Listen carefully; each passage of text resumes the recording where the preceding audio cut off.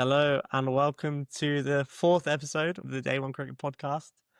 Today I've got a great guest, Toby, who I've been following on Instagram for quite a while. He does lots of cool short videos, so if you're interested, I'll put his bio in the description. You can check that out.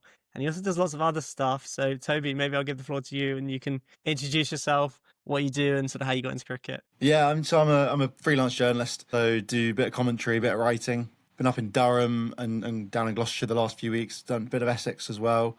Just on the county championship, the women's T20 Blast, women's One Day Cup, stuff like that.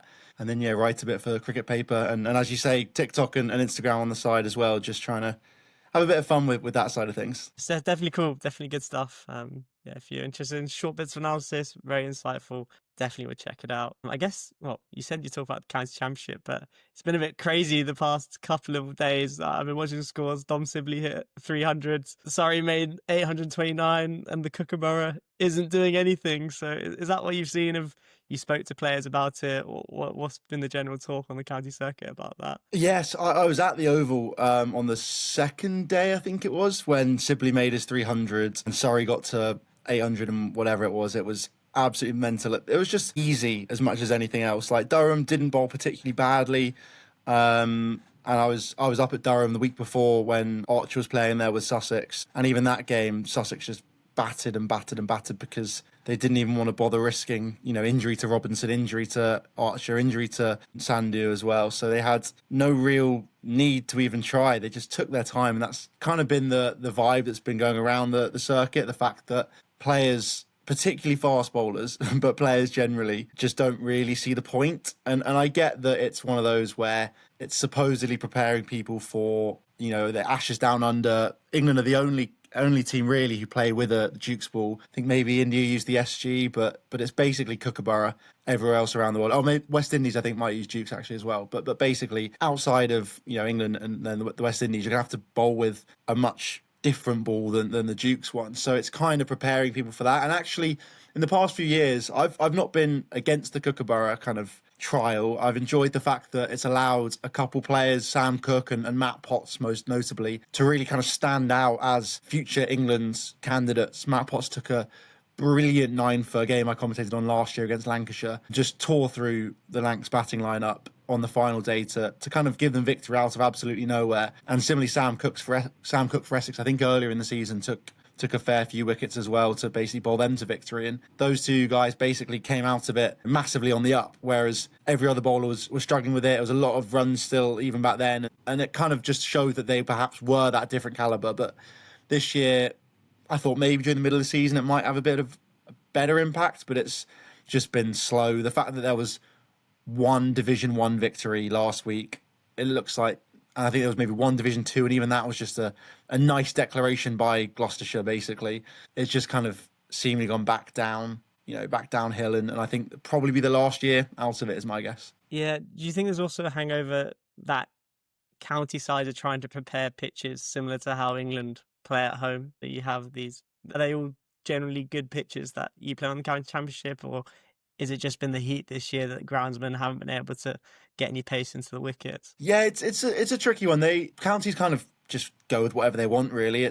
I know some counties, the groundskeeper and the coach or the managing staff will have a lot of chats between them. So at Durham, for example, we always get the head groundskeeper comes on for an hour or two's commentary, just kind of chat about the pitch and the game itself. And he was saying he was a little bit disappointed. The pitch was slightly sort of turgid and a little bit didn't have that much life to it. But there's not much you can necessarily do at times, particularly as you say with the weather. The fact it's been so hot the last few weeks, there's not been loads of rain. But then in some ways that's, I guess, most like Australian conditions as well. So it's a really fine balance. And yeah, I think it's, as you say, it's just not been particularly fun viewing as much as anything else. It's probably been fun for the batters who have scored hundreds and hundreds of runs, but as a fast bowler and even a spinner where there's not been a huge amount of degradation to the wicket, it's probably not particularly good either. Yeah, I guess that's the one thing you want. And I found a bit troubling for some of the pitches that England prepare and have been prepared in England is that I don't mind a pitch if it's flat on day 1 or flat on day 2, but on day 4, 5, it's great for the run chases, but you do want to see a bit of turn in them on day 4 or 5, or a bit of up and down bounce to keep the seamers interesting, because that's some of the best sort of day 5 knocks are on pitches that sort of done a little bit, and the best batsmen have really shone. But in terms of games you watched, obviously a big player that you saw last week was Jofra. How did he get on? What was the general consensus about Jofra? Yeah, he looked very sharp from what I saw of him. Matt Potts was probably the other comparable kind of bowler, I guess, and he looked quicker than Potts, which is obviously not saying huge. Matt Potts is, a sort of a fast medium fast bowler, but Archer did look quick. He troubled a few of the Durham batters with short deliveries at times, but he was wrapped a little bit in cotton wool. He bowls, I think, an 18 overs in total, 3 4 over spells and a 6 over spell, I want to say, and generally looked pretty sharp, but didn't only picked up the 1 wicket, didn't look exceptional with the Kookaburra, and then obviously Sussex didn't even bowl in the second innings. They just were happy to bat out the draw basically. So I think I wasn't surprised when he was called up, but I also wasn't surprised when he wasn't selected. I think Lords is probably a much more likely time for him to get a go, and I would be surprised if he doesn't play at all this summer. I think they'll get him in for probably maybe the third and the fifth, maybe the third and the fourth, depending on how they're going. But with someone like Lords probably being a little bit less flat, you'd assume, than Edgbaston, it's probably an easier opportunity to get him in. Yeah, and I think you've got Cast, who's bowling pretty well these days, a lot of gas on the money, so there's probably less need to get Jofra in. I mean, I guess if Cast was maybe 84, 85 and not at that 90 range, you'd say we need someone in. Now they've Exactly, got him, he can play. exactly, and with Josh Tongue as well, who's pretty similar, possibly even a bit quicker than Cast at times. And obviously, you don't change a winning team. It wasn't a perfect display by those 3 English quicks last week at Headingley, but it was it was good enough. And even today, or obviously mid to day one, Chris Wokes is already looking a lot better. Cast and Tongue all right again. I reckon 2 of them will probably miss out at Lords, because I'd have thought Atkinson will come back as well. Not quite sure which 2 yet. I guess they'll see how they all get through this test match, who's struggling a little bit, any injuries. And Cast often struggles with, I think he's got kind of some foot injuries and foot and toe injuries, and Tongue's are coming off the back of a major, I think it's stress fracture last year. He basically didn't play a single match. They kind of got to manage those 2. And similarly, Wokes is a guy in his mid-30s. So it'll be interesting to see again how the bowling attack, it could be a completely changed bowling attack at Lords. Sam Cook could come in as well. And they could even call up someone like Matt Potts as well if they want someone with a bit more experience. There's lots of opportunities with this England attack over the coming few weeks. Yeah, and with all the bowlers coming back, that seam unit is starting to look very strong. I think before the first test, I was questioning the England seam unit a bit, and I thought it'd be a good chance for India to win that first one. Obviously, it didn't quite pan out, but what were your thoughts on the first test? Where did England win it, or where did India lose it? Yeah, I mean, it's interesting. India probably lost it rather than England won. I think England batted perfectly on day 5 and actually were unbelievably ruthless, and that's been the word that basically everyone's used to describe them. You've seen them in the past. They've thrown away games they should have won, and actually it was going to be a challenging chase on day 5, 376 or whatever they needed. The fact they or 371, whatever, the fact it was so comfortable in the end, I think, was a slight shock to a lot of people, and it all came down to Ben Duckett up first. But realistically, India shouldn't have been in that position. They probably should have had a lead of 450 when their tails were bowled out for, I think they lost 7 wickets in the first innings for about 40 and 6 in the third for 30. Just not good enough. Their tail didn't wag at all. And that left them well short on the total front. I think Gill was talking about 430 as a minimum before they were thinking of declaring. And then the fact that they dropped 13, I think they dropped 13 chances or something throughout the game. They missed a hell of a lot of, not simple catches, but ones that are kind of regulation as a professional cricketer. And that basically lost it as well. That overstep from Bumrah with Brook on the end of day 2. There were a lot of opportunities, and it's one of those where India very easily could have gone 1-0 up there, and everyone will be talking about the Indian team, but also the series in such a different way. But England did also play pretty well, and particularly in that 4th innings where they can and are seemingly now pretty ruthless and very impressive. Yeah, it's unbelievable that the belief that Ben Stokes is instilled in the team, because they know the template in English conditions. They know that there's going to be some help for the spinners, but not a huge amount. But if they get in, they just know that they take the sort of second new ball out of the equations. you're going to have to set them 400, 450 to have a go with the second new ball. I think Brody spoke about that a lot of commentary, being like, I always want to have a go with the second new ball in a run chase. And they sort of, with the way they play, they just take that out of the equation. So it's quite amazing. Yeah, I think for me, the area which was lost was that Bumrah overstep. If you get Brook on, was it end of day 2? Yeah, Get 3 I down. was either on 0 or basically nothing. That changes everything because he goes on to make 99. England get probably 150 less in that first innings. India have a lot more to bowl at second time out, and as you say, that would have changed the game. Yeah, but what could have been? So I guess as we're recording this, day 1 is going ahead, and England are going pretty well. I think India 244 for 5 at the minute. What have you made of the selections from both sides, especially India? What do you make of the team? Do you think that was the right call by Shubman Gill? Baffling, I think, is the word to describe India's selection. The fact they've gone 1-0 down basically means that the test is on the line the series on the line every test. And I get you're not going to be able to play Bumrah for all 5. You probably can't even play him for 4, depending on how it goes. But this is the test, realistically. If India lose here at Edgbaston, they are out of the series no matter what. And even if you have Bumrah at Lord's, great. He's back and you might be able to win, a couple more tests over back. But to win 3 on the bounce I don't think it's ever been done before, or at least not recently. I mean, England against Australia in 2023 looked like they were going to do it, but rain at Old Trafford kind of curtailed that one. So I was shocked that Bumrah's not playing. I'm also very surprised Kuldeep's not playing. I think you've got to have one of them at least, surely. Kuldeep does bring an X factor of a different sort to Bumrah, obviously, with that spin. The way that he'll generate overspin as well, I think, makes it a lot harder for English batters to try and face him and particularly sweep and reverse sweep him, because the chance of a top edge is so much higher that a finger spinner like Washington and like Jadeja won't get. Nitish, I don't mind Nitish, but actually, if you're going to play someone like him at number 6 and drop Sai Sudarshan, which I think was a bit harsh but kind of understandable, that almost allows you to play Bumrah for extra tests, because he's likely going to be able to have a lot more of a rest if you've got 5 seamers in there, because Nitish is your 4th. You could have played him instead of Washington or Jadeja, probably Washington, and then actually you don't need to worry anywhere near as much. Or if you're going to play 2 spinners with Jadeja and Washington, you can play Bumrah again as well, and you won't have to bowl anywhere near as much, because you'd hope that at least one of the spinners will be able to tie down an end for large parts, if not both ends for large periods. So that in itself was kind of surprising. It's interesting you mentioned Gill as a leader. I think it's probably more Gautam Gambhir than Gill. I think Gill's obviously a new captain coming in.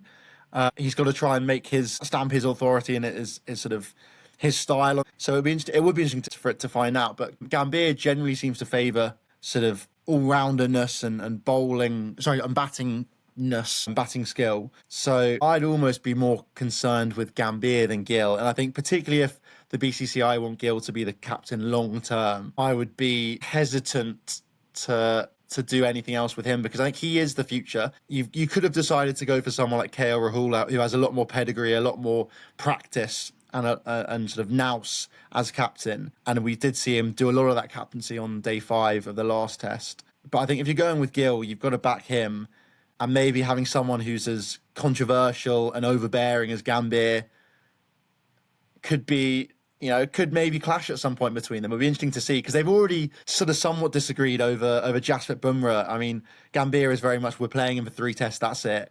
Gill says we're gonna take it as it comes. So that even just the way that they're a bit different in that that rhetoric and that phraseology, I think kind of sums up perhaps the differences in thought process for the 2 of them. Yeah, and Gambhir's always been someone who's been feisty on the field, and famous disagreement with Virat Kohli. It's just I always go back to with the captain coach combo. Would you have had that defensive mindset if it was Shastri and Kohli? And I think the answer is no, that you have to go for the win, especially if you're 1-0 down. And with Kuldeep, he's someone who can take wickets. We've seen England do it with Bashir, right? So Leach and Bashir is probably a good example. Leach is someone who can keep it tight. You don't really expect him to get a wicket out of nowhere, whereas Bashir can bowl those sort of unbelievably dipping balls, which do get batsmen out. Yes, he may go for runs, but it's just for me, I don't really understand the thought process behind going for all these all-rounders when you know that you need to take 20 wickets. And if you're going to go for the all-rounders, that's because you want batting depth. You might as well pay 3 seamers and 1 spinner, Jadeja, and have all batters, right? It makes no difference really. So it's one of those which is interesting, cool. We'll see how it's playing out. I guess you've seen the first day go by. It already looks like a interesting call, given how I think England are doing pretty well taking 5 wickets on day one, especially on that pitch. So yeah, we shall see. But I guess on the England team, who are you looking forward to seeing play this test? Who do you think holds the key for England? Yeah, I think probably the most exciting thing about England is that you almost can't name one person in particular. When you kind of look through their top 7 as a batting unit, it could kind of be anyone that does anything at any point, really. Obviously, Crawley and Pope were probably the 2 guys going into the series under the most pressure. Pope obviously got a big ton in that first test in the first innings. Crawley made 60 odd in the second innings and partnered Duckett really, really impressively to kind of anchor and set up that chase. And the fact that I think Crawley and Duckett are a very good opening partnership, and they sort of counter each other quite well. And I think they average something like 40 as an opening partnership, and which is kind of surprising in itself. And then obviously, the engine room of Joe Root, Harry Brook, Ben Stokes at 4, 5, 6 is probably one of the best in the world. And maybe you could have argued India rival them. Australia in the past definitely would have done, but even now they're struggling a little bit. So I think that's probably a crazily exciting middle order. And obviously Jamie Smith, I'm Surrey fan, or at least based in Surrey and watched a lot of Surrey for a long time, and seeing him come through as a very exciting guy, particularly the way he's just adapted and improved over the last sort of 3 or 4 years in particular. I think he was signed in, I want to say, the 2022 100 as a wild card by Birmingham, and I remember sort of seeing that thinking, like, really, he's kind of an okay 100 player, he's an okay short format guy. But he was amazing for them. The next year for Surrey, he was even better, batting at sort of 4, hitting 6s for fun. His power game has improved massively. He's always had the skill to be a test player, in particular a red ball player. But the fact he's developed his white ball game has almost improved his red ball game alongside it. And I don't know if it was on debut or a second appearance at Lord's last summer, the fact he was hitting balls out the ground with ease, I think, just shows how versatile a guy is. And he won't be batting at 7 for long, I don't think, for England. I think he'll be very swiftly moved up the order once Root goes, once Stokes goes in, 2-3 years' time, whenever it is they both decide to retire. Yeah, that's the big talk about Jamie Smith, is that everyone thinks he should be batting 4 for England. Because Brook, it looks like 5 is his position. It's where he plays his best cricket. I mean, Stokes is probably the other interesting one because his batting returns haven't been that great. I can't remember the last time he scored 100. I guess his captaincy is so amazing that, runs don't really get looked at. But is there a point you can see where people start questioning Ben Stokes and his form with the bat? I think probably no, actually. I reckon there's almost no chance. I think, so I've got it up here. His last 100 came in 2023 against Australia. Oh, at Lord's, that absolutely amazing innings, 100, where almost another Headingley kind of thing. I think he'll, as long as captaincy goes well for him, I don't think he'll ever be challenged again. Almost, I think it's almost captaincy's his like number one position. Batting and bowling kind of comes with it a little bit, and I think now the fact he's bowling again and fully fit on that front, I think means his batting almost matters even less again. And also the fact you have someone like Jamie Smith below you at 7, Chris Wokes or Gus Atkinson or Bryden Castle, or all 3 of them at kind of 8, 9, 10, means that as much as his batting will come under a little bit of scrutiny, I don't think he'll ever have to face as much or anywhere near as much as the rest of the top 7.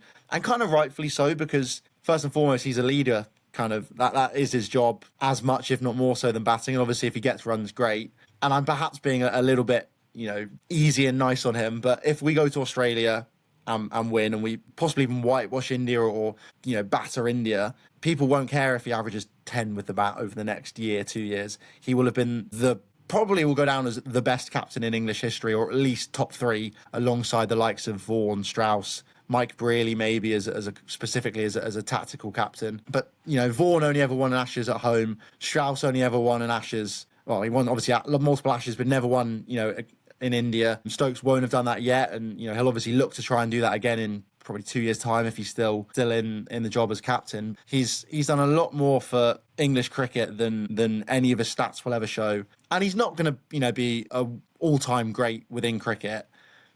just on the front of his batting and his bowling. But when you factor everything he brings in, that's kind of the difference he has. Yeah, it's like a great quote from Nasser Hussain about KP. He always says about KP, he's not a great player of spin, but he plays great innings against spin. Whereas there's like Ben Stokes, is he the best batsman ever? Probably not, but his highs are unbelievably high.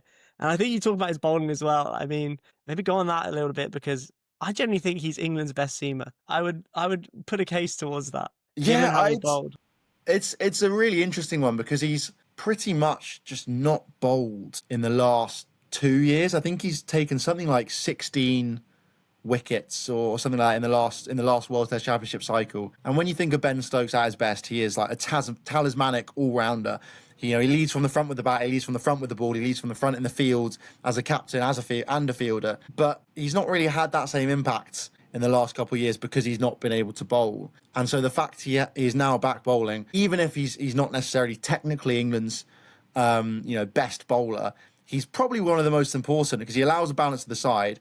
And also, he is just a crazily skillful bowler, particularly swinging the ball. He's never really looked to do that classic wobble seam that almost every other quick bowler looks to do. He just hoops the ball, massive, big booming in-swing Yorkers with the reversing ball. Otherwise, looks to just take the ball away. Surprisingly accurate as well. And a lot of people forget he was a bowling all-rounder when he first came through to England, sort of batting at 8 or 9. I think he's even batted as low as 10 and maybe even 11 at stages. But now he's obviously bats in the top 6, crazily useful. And I'd say he probably isn't England's best bowler, but he is the most important.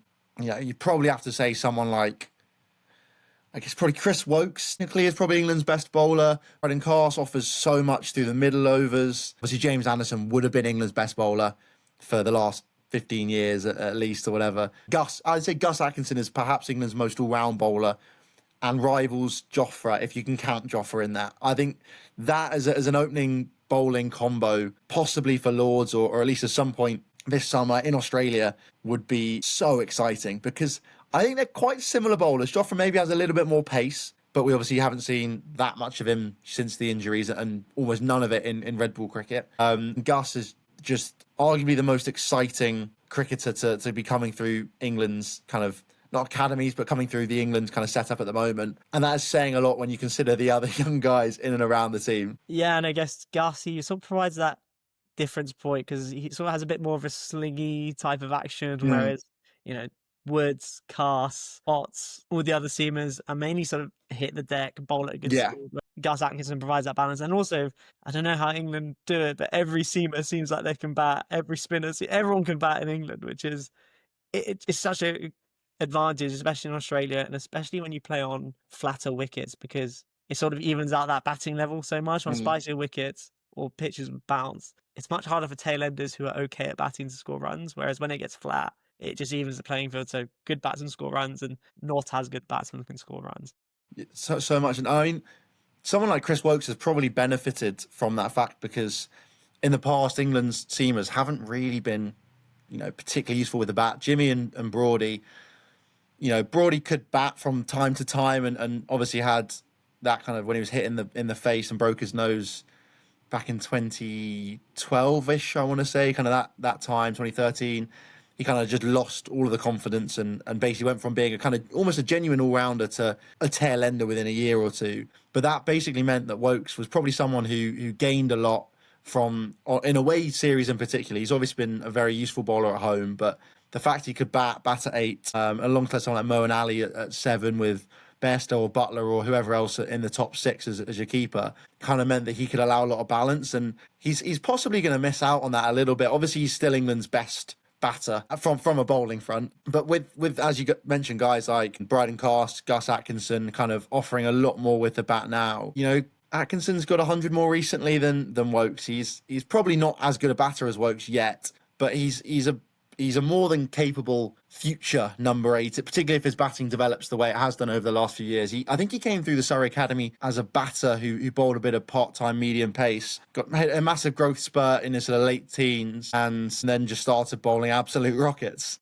Yeah, it's always good when you have that all round. I think the biggest problem, if India had someone like that, I think the balance of their side completely changes because they're playing Kuldeep today. If you've got Gus Atkinson, or even if you have someone like a Bryden Carse, they sort of trust, two tail enders in international cricket is probably the limit that teams want. When you start to get 3 or 4, then there's so much analysis on how to get players out. It's hard for these tail enders to consistently score runs. So Definitely. Yeah, I think you mentioned it, and actually India have probably fallen foul to it, that they've been so focused on all-rounders, particularly in England's seam bowling all-rounders with Thakur and now Reddy, that they are probably kind of their actual team takes a hit for the worse when they are looking and so focused on it. I was surprised last time out they never played Jadeja and Ashwin together in England. They didn't do it in Australia either. I don't think they even played 2 spinners in Australia at any stage. And it's one of those where having Jadeja and having Ashwin is crazily useful, surely. They can both bat. They are both probably 2 of the best spin bowlers in the world on their day. And even if, you've only then got 3 seamers behind them, it doesn't really matter. You can kind of rotate from the other end. If your 3 seamers are therefore better because of it, rather than trying to, squeeze someone like Shardul, who is maybe a useful bowler at best, or Nitish, who's a batter who bowls a little bit, your bowling attack just takes a big hit and has a big hole in it that England, particularly this England Bazball side, will just target. They're going to go after... They went after Thakur a lot in the first. They're going to go after him again. They'll probably go after someone like Washington as well, because they'll just see, once we got through Siraj, maybe Akash as well. I think they probably back themselves over Krishna. So I think that they'll be kind of licking their lips when they see this sort of 5-man, 6-man attack. Yeah, and I think it's interesting as well what England did with the boundaries. Don't know how many people are talking about that, but they pushed them right in for this test match. And I quite like that from England. It does show the ruthlessness again, because that's very sort of an Australian thing, is we know our advantages and we're going to absolutely target them. So yeah, I wouldn't be surprised if all the Indian bowlers got tapped. As you said, England, more so than any team, they identify the weakest link in the bowling unit and they just go and go and go. And I think it's because everyone has a license to do that because they bat so deep. Harry Brook's not worried about going big because he's got Stokes, Smith, us who can all bat behind him, Wokes. So yeah, that balance does really help out England massively. I guess in terms of the England batting unit, and Crawley in particular, I know he's had a few good scores. Obviously, Zimbabwe, he scored a 60 odd. Do you feel that he needs that one big 100 against sort of a serious opposition to cement the place? Yeah, I'd say he needs at least 1 century this summer to just to guarantee his place in Australia and on the Ashes. I'd be surprised if he's not in that. He's not opening the batting in Australia. I'd be surprised if Pope's not at number 3, just because everything that this kind of Bazball era has been leading up to is that. And they kind of knew, even from 2022, he's not going to have consistency, but he's going to have match-winning ability. And particularly on pitches in Australia, where we've seen him, I think he scored a few, pretty impressive 50s last time out, and looked pretty good. And also, he has a pretty good record against the best teams. It's actually often his record against the weaker sides where he just goes and just gets cleaned up week in, week out, possibly almost overthinking it. I don't really know what the issue is there, but it's the series against India. He 1 big ton and a couple 50s. He'll be sorted kind of thing. Similar with Pope, he's already got the ton. Obviously, if he goes and just gets ducks galore for the rest of the series, there's going to be a bit of pressure put back on him, but he silenced the doubters in that first innings, which I was really impressed with. Just looked a lot calmer than usual, and Crawley in that second innings, a pretty sort of laid-back 60 as it goes from him, I think is, yet again, really impressive in the way he's gone about it. And obviously Duckett will always get the plaudits and has probably been England's most important player in the last few years, just because he's filled a gap at the top of the order that England have been missing so badly since Strauss retired in 2010, 2011, and since Cook retired since again in 2017, I think it was. So they've just been, or 2018 even, sorry. Duckett and Crawley, I think, are the opening pair and will probably continue to be the opening pair no matter how badly they do for the rest of the summer. Same with Pope. And maybe it's when you get to Australia, if England are 3-0 down after 3, then maybe if Crawley's still done nothing, he'll get moved on, and someone like Ben McKinney up at Durham, or Tom Haynes from Sussex, or Jacob Bethel maybe even, at the top of the order, might get thrown in. So there are a lot of options. Jordan Cox as well, he's maybe a little bit more lower down the order, but England do have a lot of talent coming through. Bethel's probably next cabin. Opening the batting would be interesting because he's never opened, but he'd never batted 3 before he batted 3 either. So I reckon Crawley's probably nailed on. I think Pope's probably nailed on, but you do also never know. This side have been known to be pretty ruthless and pretty cutthroat at times when they have just dropped people. You look at the way they retired Jimmy. I think Broady probably walked before he was pushed. I Leach, think I mean, Leach Leach pretty is probably well. the biggest of them all. And actually, someone like Alex Lees as well. He'd never really shown that he had the spark for England, but he kind of just got moved on out of nowhere. They were like, Duckett, you're coming in. We think you're the man for this. And they were proven right with that. They are very, very good at analysing and finding talent, bringing them through, nurturing them, and helping them become the best players they can be. It wouldn't completely surprise me if they did at some stage to think, we've gone horribly wrong here. One of Pope or Crawley's drops and Bethel comes in. But also, I think it's more than likely this will be the top 7 for at least the first 4 tests of the Ashes. Come the 5th test, if they've lost it, Bethel probably comes in because they want to look forward again. You know, you never really know with this team because they are crazy in so many ways. Yeah, definitely. And I think Pope is an interesting one because you look at his first class average and it's really good. You kind of almost feel sorry for him because he is a number 4 or 5, and England have got probably 2 of the best players in the world in that position, in Brook and Root. So he kind of has a slot in at 3, but as you said, he's definitely looked a lot more stable, and he's definitely worked on at the beginning not being so sort of jumpy, because once he gets into his innings, he's generally okay. He looks really good. You don't really see how you're going to get him out.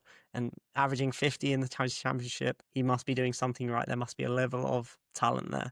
But in terms of, you spoke about future talent. Is there anyone in the county scene that you're dying to see in an England shirt, or that you think will be sort of the next gun? Because obviously you watch a lot of county cricket. Yeah, it's an interesting one because the way that Rob Key, Luke Wright, the England management talk about county cricket, they just say we don't care about it, which is a little bit disheartening, I'm sure, if you're out there making bazillions of runs in Division 1 and looking amazing. I think that's probably an overstatement from their point of view. Like, if you are genuinely brilliant, you're scoring loads of runs in the county championship, and they think that, it will go forwards and you could be a test player, they will obviously, look at you. But I think you also look at the way they got someone like Sher Bashir in. They just sort of saw a video and thought, he's got the attributes to be a test player. We can make him a test player. And I think that's the same as Ben McKinney is probably the next guy coming through. I've seen him a couple of times up at Durham, and I think he's 6'6" or something. He's 6 something anyway, and he's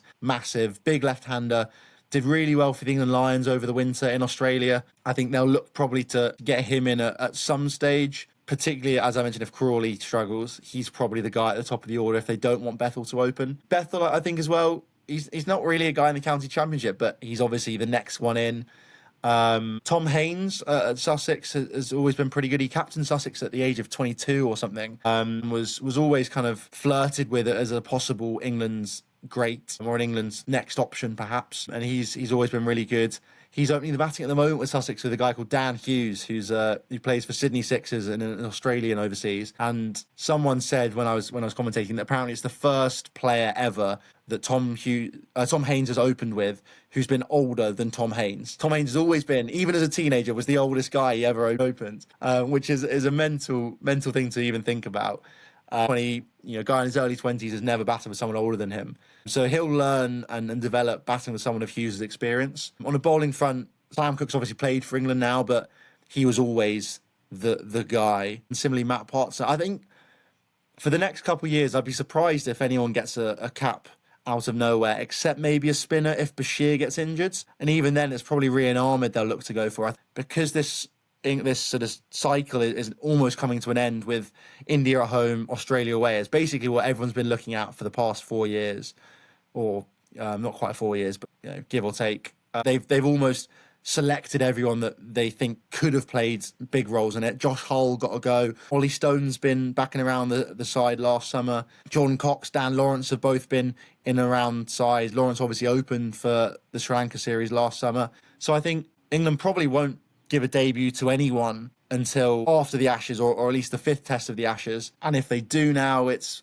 probably Ben McKinney, I'd say. Or maybe... No, I think it's probably only Ben McKinney, because Jordan Cox actually as well. Sorry, yeah, he should have debuted. Yeah, it was unlucky, very unlucky. But he's, I guess, technically the backup wicketkeeper to Jamie Smith. But then also, it slightly wouldn't surprise me if they give it to Pope at 7 and Bethel at 3, because I reckon they perhaps think Bethel is the guy. They'd rather get Bethel in than Cox in, and that's quite a simple thing, switch to have done. Stokes will probably bat at 7 again, and I'd be happy to do that. It almost looks maybe not a better side with Pope with the gloves and Bethel at 3, but it certainly is not like a massively worse looking side either. Yeah, no, I completely agree. I think for me, Bethel's the one. Sort of, you get a feel with some players, and Bethel, I watched him shape up in that first test versus New Zealand. I think he scored like 10 off 30 or 40 balls. And I was like, this guy can play. I was very skeptical beforehand. I was like, you're picking a guy who averages 20 in first class cricket. But when you see what he did in New Zealand, and I've not seen many players, I think Joe Root's probably the last one I saw who came in on a debut and just looked so composed. And they weren't easy wickets to bat on. So yeah, for me, it's Bethel. But one guy I do actually feel sorry for is James Rue. I feel like maybe in a different era, he would definitely have already played for England just because he's so good. But for some reason, I don't know why that England want their wicketkeeper to be someone who can change the game. They don't really want someone who's an accumulator like Rue is. Yeah, have you seen much of Rue? And I've not seen a huge amount. He is an exciting talent. He's only 21 though, so he's still got a long time. What's probably more than likely is in 3 years, 4 years time, if and when Stokes and Root retire, that's his time, because he'll come in and he can bat at 6 pretty comfortably, I'm sure, in a test side. Smith and Beth and maybe even at 7 if they want to get Bethel in there. Bethel offers a bit of spin, so you could play Bethel at 7. Yeah, again, it depends how they want to settle, but I'd be shocked if he doesn't play for England at some stage at least, but probably not imminently, unless Root gets injured or Stokes gets injured again. But he's obviously he's the 12th man in the squad, or was for Zimbabwe anyway. So I think there's a chance. He's an exciting guy. I mean, even just, I think it was his T20 debut was on finals day for Somerset last year, or a second ever T20 game, and he makes 50 to help Somerset get through to the final against a very good Surrey side. And it's moments like that, as you mentioned with Bethel in New Zealand, that you just think, okay, this guy is obviously talented, because to have, first of all, to overcome that kind of pressure of making your debut in a finals day at the cauldron that is Edgbaston, obviously not like a massive cauldron, but it's a pretty, harsh environment with the kind of the party atmosphere and everything around it. You got 25 screaming, chanting, singing fans there. It's a pretty intimidating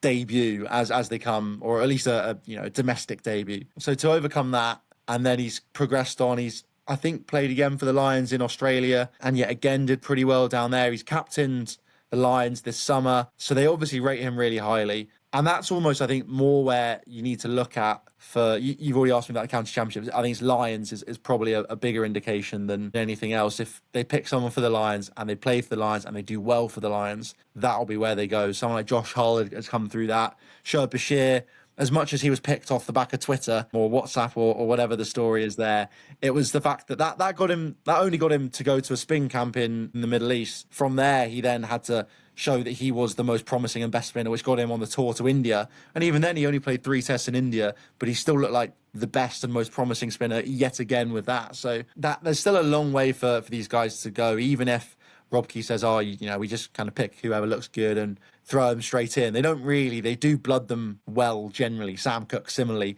has played a lot for the Lions, looked really, really good in Australia last winter, and then finally gets the go against Zimbabwe, and it will probably play again this summer, maybe in Australia if a few other injuries come up, but I wouldn't be surprised if he's maybe yet again one for the future when Wokes retires in a couple of years' time. Yeah, definitely. And I think it's not just limited to England picking based off sort of Lions tours. I know that India definitely, they won't select players until they've scored runs overseas on the Lions tour. So you take someone like a Sarfaraz Khan, and he averaged 80 odd in first class cricket.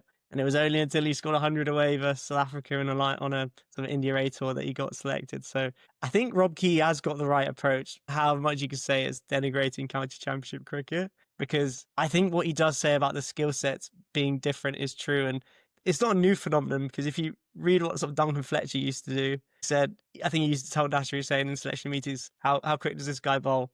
We're not picking him. And he made sure he picked players like Trescothick and was it Bell as well? Players like that who they thought could play. Well, KP was basically picked off the back of a white ball series against South Africa, because he kind of had that fire, and he obviously had a good record before that, but it was almost a personality pick, which obviously went on to backfire against England over the next few years. But it was it's sort of moments like that, and they want that kind of grit, they want that talent as much as anything else. They want a skill set, they want potential, and doing something in the Lions against a pretty good other India A or Australia A or some select 11s or something is kind of almost, as you say, more important and looked upon in a better way than the county championship. Definitely. So I guess in terms of this series so far, what have you made of the Indian batsmen? How do you think they fared? Did you think they'd fare worse? Or which batsmen have you most enjoyed watching? Yeah, I mean, they've technically all done better. For four of your top five to come away with hundreds in the first test of a series and still somehow lose is kind of crazy when you think about it. But they all got runs. Obviously, Jaiswal's made another 80. Hill's looking like he might turn up again. Jaiswal, I think, is the box office player, realistically.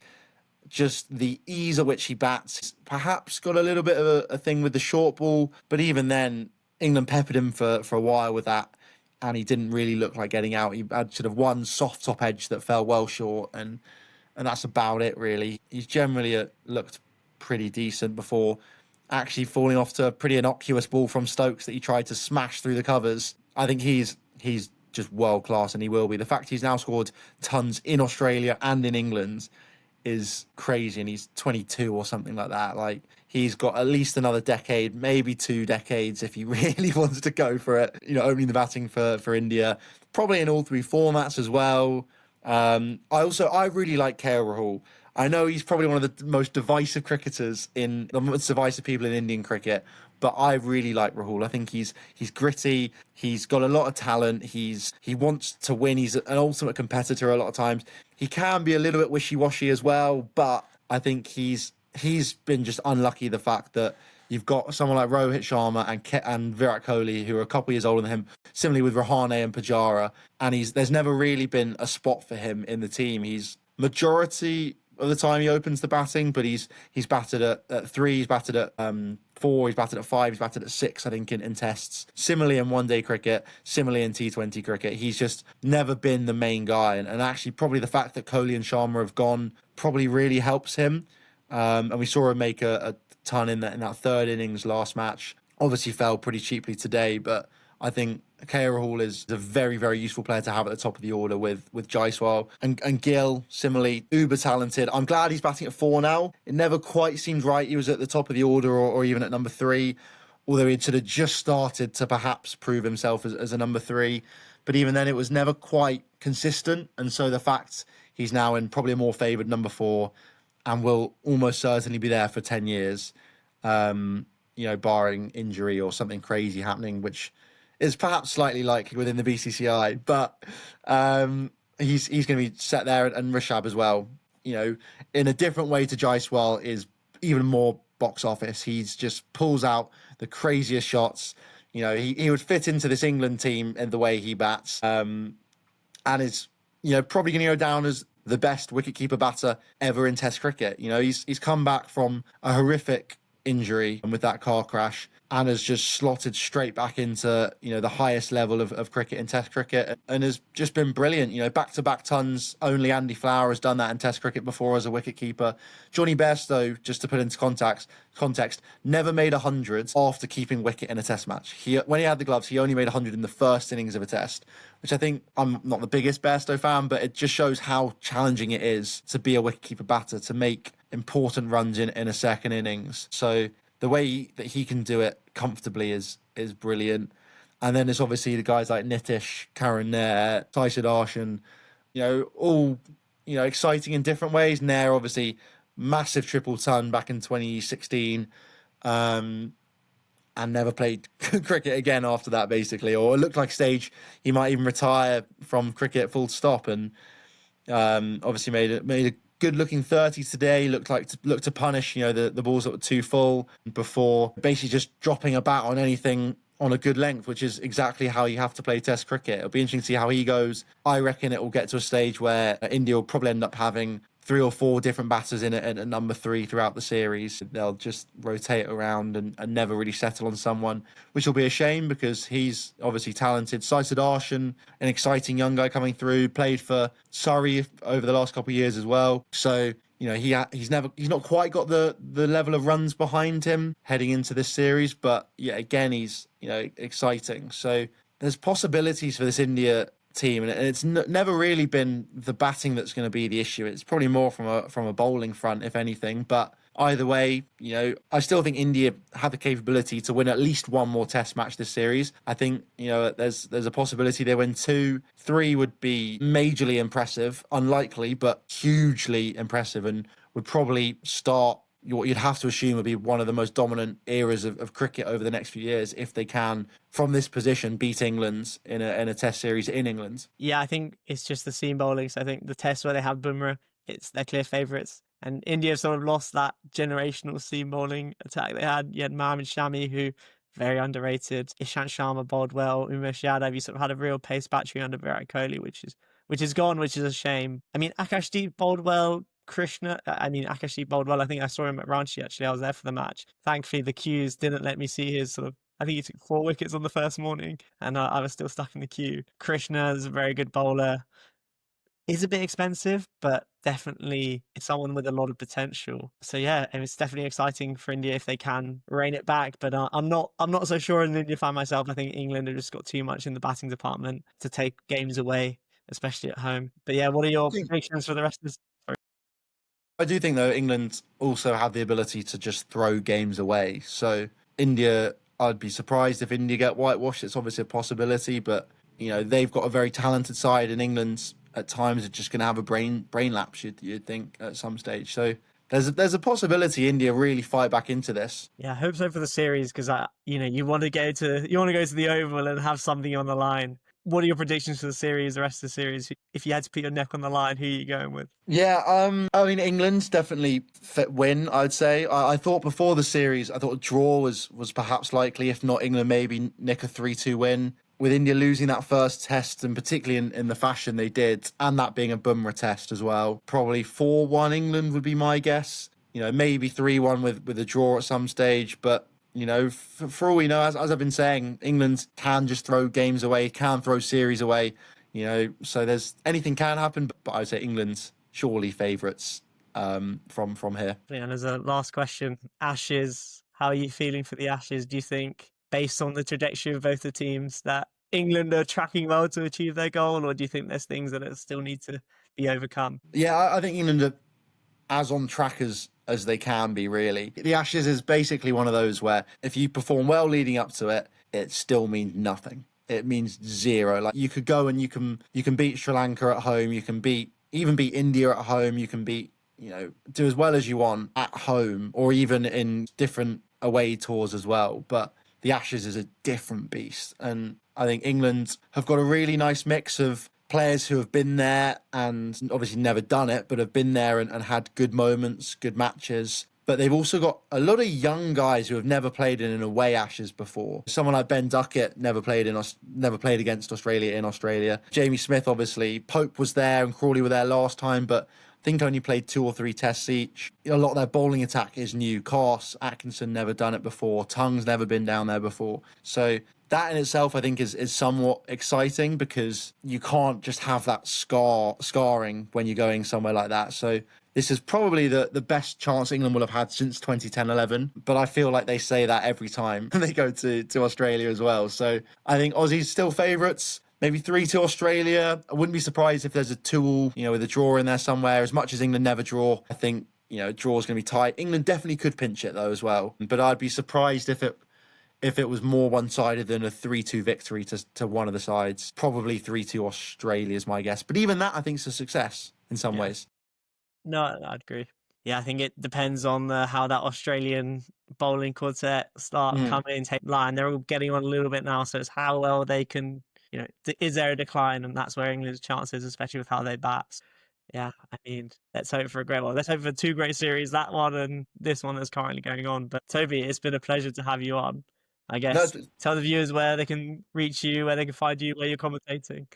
Yeah, it's been great to be on as well. I've enjoyed being on Day One Cricket. Instagram and TikTok and Twitter are both @T_Reynolds_sport. I host a very occasional podcast now as well called Pitchside with Toby Reynolds. And yeah, I'm just on a lot of county streams around the grounds as well. So yeah, feel free to head over there, and it's been great. Feel free to when my predictions come in horribly, use them for a lot of clickbait and rage baiting for fans as well, because it's a very high chance that all comes true.